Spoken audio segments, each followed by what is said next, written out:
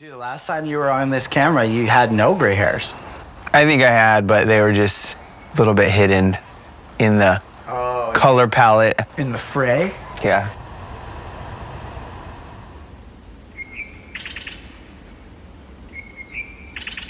Kona is just kind of a surf town, definitely ocean town, fishing town on the west side of the big island of Hawaii.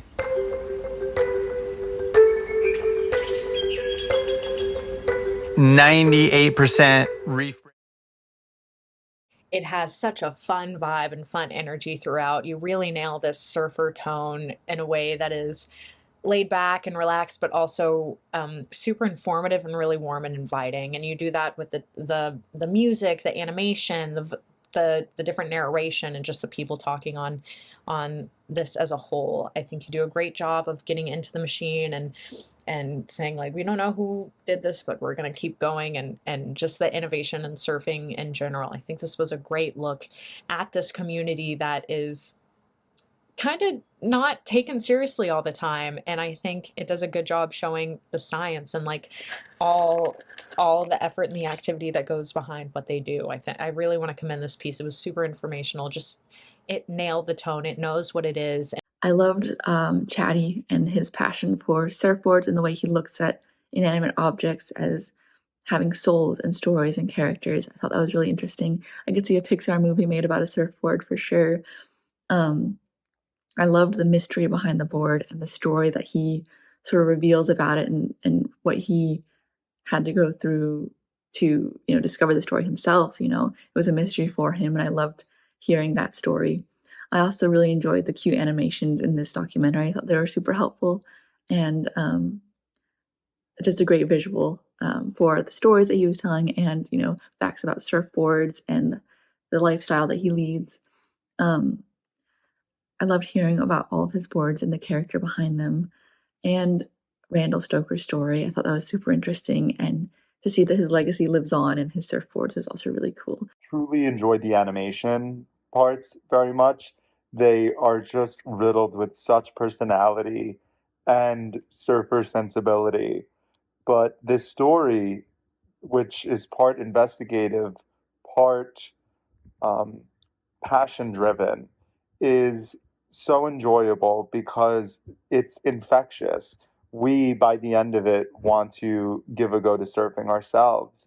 But it's great when we get to watch someone dig in and really do some investigative work and find a further truth in the passion that they love, the way that he's able to find the story of the Stoker surferboard. There's a great use of cinematography in this documentary. At one point, we're completely submerged into the water underground as we watch the man surf, and then we go above the sky and look down on him. There's this great use of B-rolls and scenery. And then there are some animations that provide a whimsical touch, like when the narrator was explaining the word stoke and also the history of the stoke board, which gave it a very modern Flintstones vibe to me. I really like when they portray the magic of surfing. It's beautiful. The waves, the surfing, even the boards are very majestical. Each one with their own story to tell, their colors, the designs, and they're revived and crafted differently.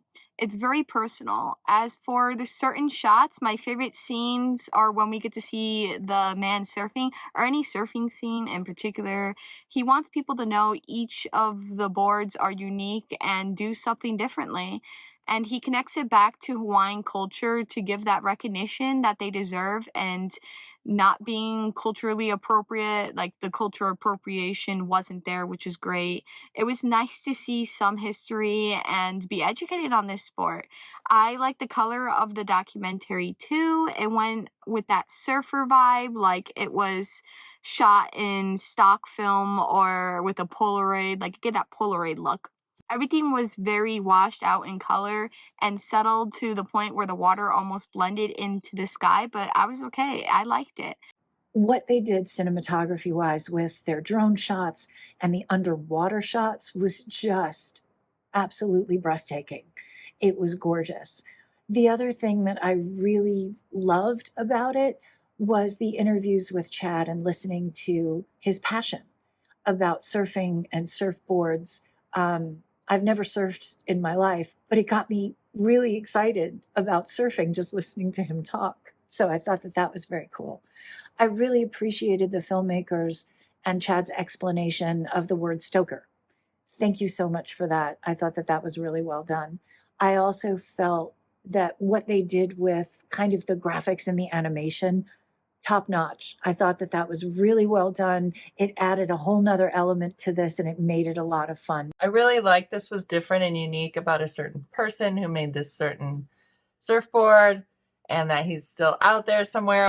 I really like the shot of the guy with the surfboard surrounding him and the shot from above. I thought that was really cool.